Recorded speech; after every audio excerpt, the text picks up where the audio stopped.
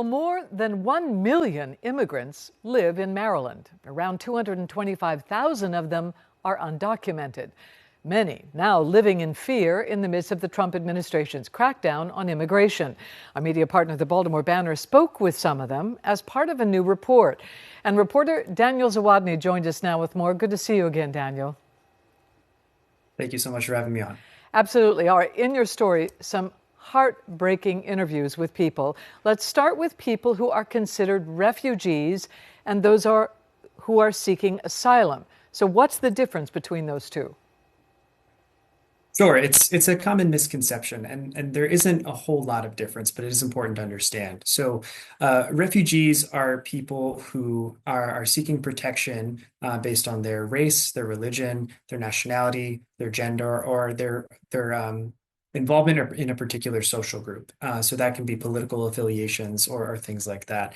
To be a refugee, you have to apply from outside of the United States, oftentimes in what we call a third country. So if their home country is where they are fleeing or facing persecution, they'd go to a different country and then apply with the Department of State to come to the United States and then be resettled through an organization like Global Refuge, the International Rescue Committee, and others. Asylum seekers are people who are requesting that same protection, but from within the United States or at a U.S. port of entry. So what we see at the U.S. southern border with the large influx of people requesting asylum there is being done so legally at a port of entry into the United States. So I urge people to read your report because I learned a lot. In it, you talk about people who have temporary protected status. You talked about people who have U visas, our DACA, which we know, special immigrant juveniles, and many more statuses that I'd never heard of. So what, in the end, was your takeaway about Maryland's immigrant population?